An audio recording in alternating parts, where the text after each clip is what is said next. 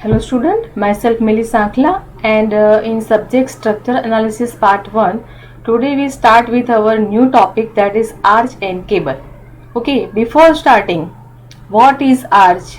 In this topic we discuss about what is arch, why we use arch, then types of arch according to its shape and according to its support condition, and why we use this arch in replace of beam. Okay, there are so many terminology here we discuss. Now one by one, our first discussion, what is arch? Okay, arch is a look like a curved beam, or we can say that it is a solid rib. Okay, arch is a look like a curved girder, and it is a solid rib to use transfer load from top to bottom foundation. Okay, in the early Indian, railway and highway bridges are made up of masonry arch. Okay, in early the Indian railways and highway bridges are made up of this masonry arches. Okay, and in this third figure here we can see that our arch is used as a doorway, or that is also used as a window. Okay, arch is used as a doorway and also as used as a window. This is our brick masonry arch. Okay, nowadays arch will be used in form of precast, then RCC. In earlier days arch construction will be masonry construction. Okay, now according to shape, our arch is a parabolic arch, maybe possible circular arch, and third is elliptical arch. This first figure is our parabolic arch. This second figure, look at this here, abutment height are more than span. This is our circular arch, and this third figure is the type of arch, brick masonry arch. Okay, simply arch is a curved beam. We can say that arch is a curved beam. Okay, and it is made up of solid rib. Now next, what is the terminology of load transfer in arch? This is the name here, different part of arch, and here in second figure, how load transfer from top to bottom. First of all we discuss here. Okay, this top point is known as crown. Okay, and these two pillars are known as a abutment. The main thing is this two pillar and this middle portion. This crown is resist inducing moment, and this abutment resist load transfer by this rod to this abutment. Okay, now what is the load transfer phenomena in arch? Here is a example of one bridge. In this bridge, this vehicle is moving on this road. Now this weight of this vehicle is act in downward direction, and then it is transfer on this arch. Now what will happen? Look at this. This weight of vehicle is act in downward direction due to gravitational force, and this is the sign convention of load. Now what will happen? This abutment, this given abutment, these two pillars, this given two pillars to abutment resist this downward load in upward direction, because ultimate download is balanced by upward. To satisfy our third condition, third equilibrium condition, sigma v is equal to 0. Ultimate in arch, the forces thus induced, it is compressive forces. Okay, look at this. This load is act in down direction, and this abutment of, or we can say pillars of this arch resist the load in upward direction. Okay, and these compressive forces are induced in arches. In cable, the forces induced are tensile forces. Okay, and if someone asks you which forces are induced in arch, then you can say that in arch is subjected to compressive forces because of this, according to this figure. Okay, that is the terminology of load transfer in arch. Now next, why is a arch stronger than beam? It is very important. Here I take again two figure. This is the arch, but this is brick masonry arch, and this second figure is a bridge. Okay, but this bridge is made up of beam girder. Okay, this is our bridge, but this is a made up of beam girder type bridge. Now why arch is more stronger than this type of structure? Okay, First, here we can see that this is a simply supported type of girder, and if we can say bending moment induced at center point maximum, and here center point deflection is maximum and no support is provided middle portion here, so that failure of this beam girder is maximum at center point. In just reverse in arch, what happened? Look at this. Here this crown is provided, and weight of this sulfate and also moving vehicles or any live load is transferred on this arch, brick masonry arch. This is constructed here, and at this crown resist moment, what will happen? This weight is act in down direction, and this two abutment resist this downward load. Ultimate here self weight is balanced by this two abutment, and this crown, this is balanced bending moment. Here at center point inducing moment of two abutment is 0. Okay, this first pillar inducing moment, this second pillar inducing moment, ultimate this clockwise and this anti-clockwise moment at this center point is 0, so that arch is stronger than beam, because in this arch failure is minimized due to this closer, this crown point, and here at center point no support are given, and due to this deflection at center point there will be chance of failure in this bridge type beam type of girder. Okay, now next, advantage of arch and what is disadvantage of arch.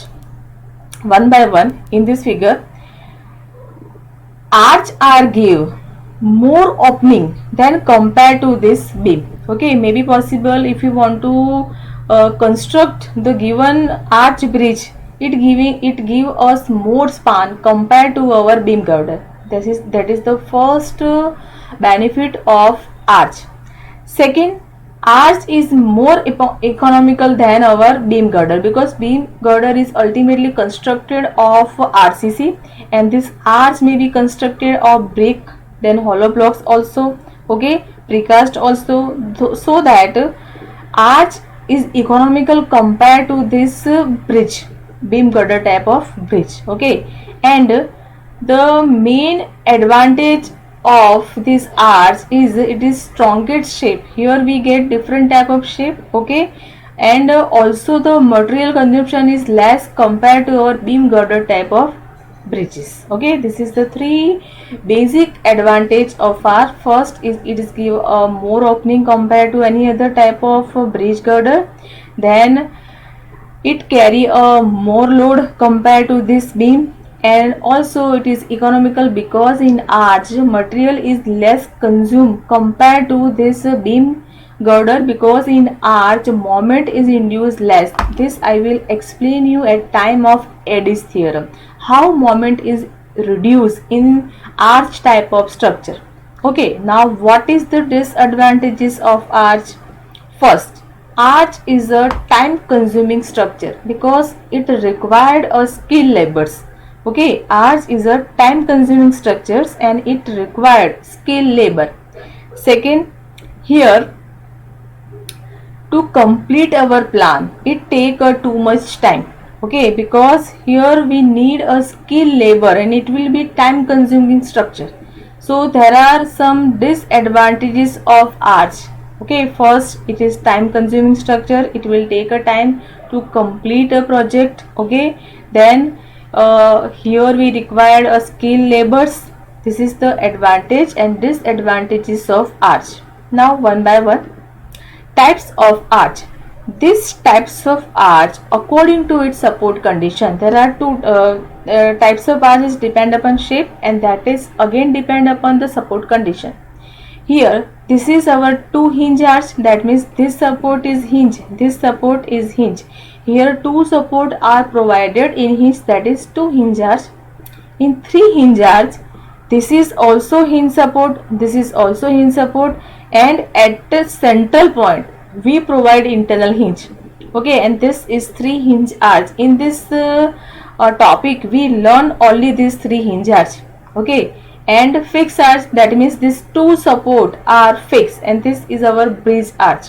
Okay, Now one by one, these three types of arch I will explain with different type of figure. Now what is three hinge arch? Here I take a two figure. First figure, this is a wooden arch. In wooden arch, at middle point, this is known as crown. Okay, and here abutment are merged inside this road, and this two support are hinge support, and at internal point internal hinge is provided, and this internal hinge reduce or resist the inducing moment. Again here 3 hinge arch is given.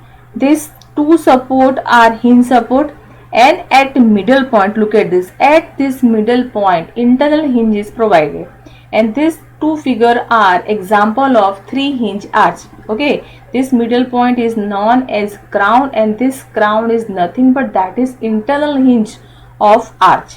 Okay, simply this two figure is example of 3 hinge arch. Now how we find out SI of arch? Okay, here 3 hinge, we find out SI of 3 hinge arch.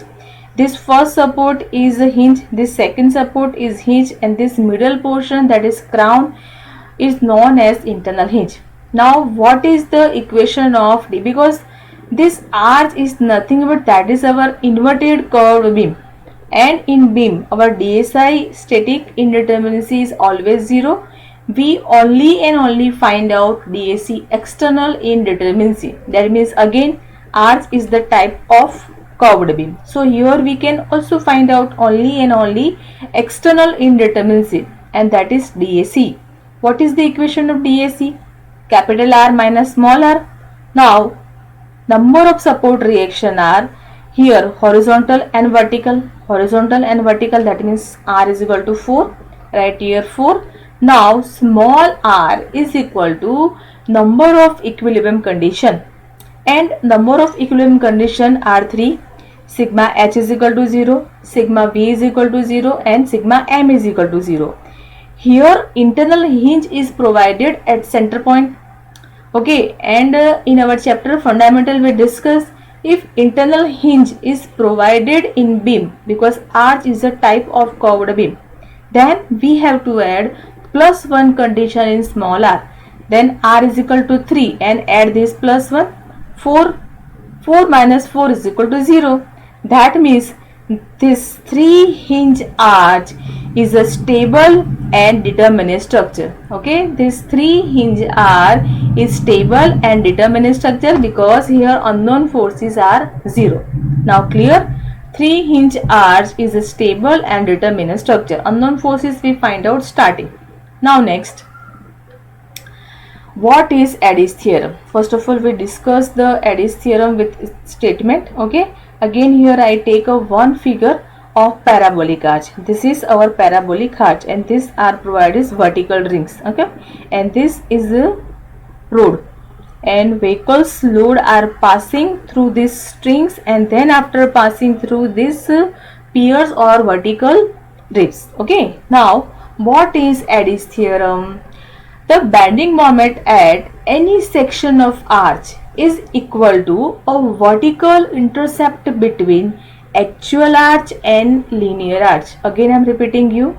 The bending moment at any point on arch is equal to a vertical intercept between actual arch and second our linear arch, because there are actual arch and linear. Actual arch, that means we construct this, we want to construct this type of arch that given in design, and linear arch, that means when we construct the arch we use a segment. Okay, so the vertical intercept between this linear arch and this actual arch is known as Eddy's theorem. Okay, now to prove this Eddy's theorem we take these two figure. Okay, in this first figure this internal portion is actual arch. This we want to construct like this way, but when we construct the arch is constructed by this segment. First segment, second segment, third segment, and fourth segment, and according to this segment after converted into actual arch, and this arch is known as linear arch. and this vertical intercept between this linear arch and this actual arch, okay, that is known as Eddy's theorem. Okay, bending moment at any point is a vertical intercept between this actual arch and this linear arch. Now here hinge support, again here hinge support, and hinge support has a two support reaction, first horizontal, second vertical. Okay, here first notation is V1, then H, and V2 and H, and this is a springing line. This line is known as a springing line. This middle portion is known as internal hinge or crown. Okay, and number of load are act on this given arch, W1, W2, W3 and W4. This arch is subjected to 4 number of load, W1, W2, W3 and W4. Now from left hand side we take one section. Okay, from left hand side at point P we take one section, and from left hand side this section is at distance x, horizontal distance x, and from this springing line to the section P, the point P, the vertical distance is y. Okay, now we find out moment at this P point. Okay, here we find out moment at P point. Now this is my section. Here we stand P, MP, MP, and left hand side three forces inducing moment. First is our vertical force, second is our horizontal force, and third is our W1. Okay, one by one. This V1 is inducing clockwise moment, left hand side clockwise plus and anti-clockwise minus, V1 into x. Clear? Now second, this downward W1 load is act anti-clockwise with respect to this P point, that means anti-clockwise minus, take minus sign.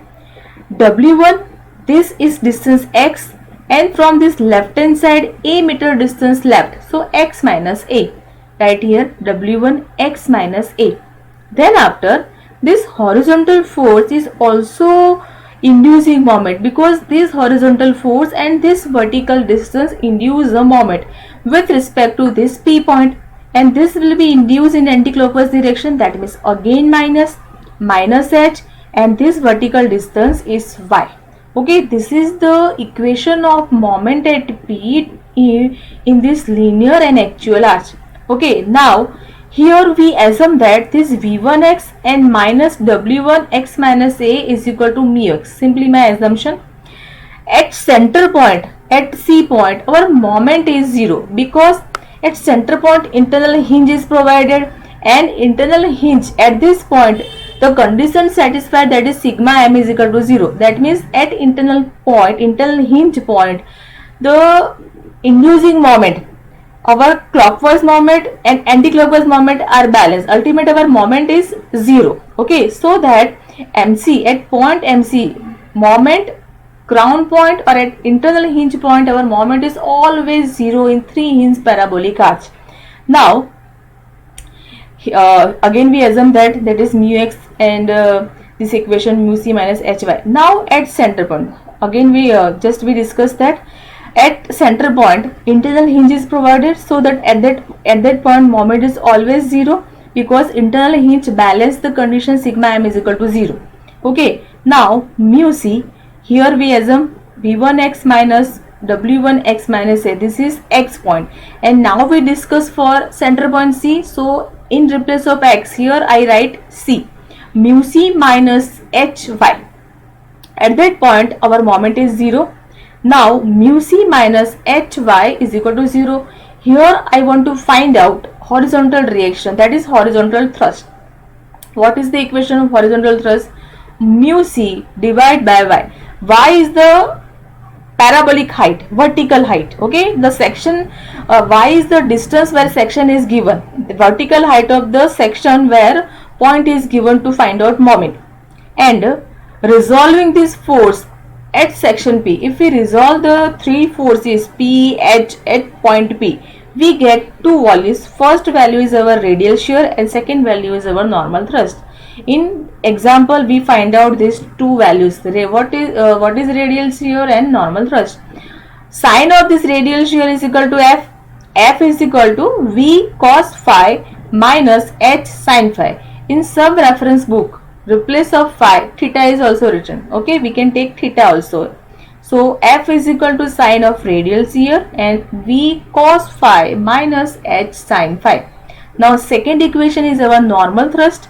Notation of this normal thrust is equal to N and is equal to V sin phi plus H cos phi.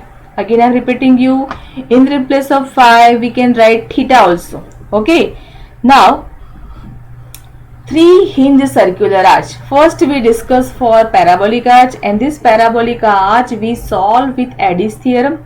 Okay, the point where we find out moment, we take moment with respect to this point.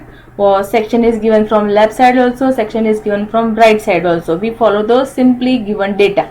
Okay, for parabolic arch we follow the Eddy's theorem. Now next we discuss for three hinge circular arch. Again three hinge circular arch, that means our SI is equal to 0 because SI is equal to capital R minus small r. Two support are hinge, capital R is equal to 4 and small r is equal to 3 plus 1. R minus R, 4 minus 4 is equal to 0. That means again three hinge circular arch is a stable and determinate structure. Here I take again one figure of circular arch. What is the difference between parabolic arch and circular arch?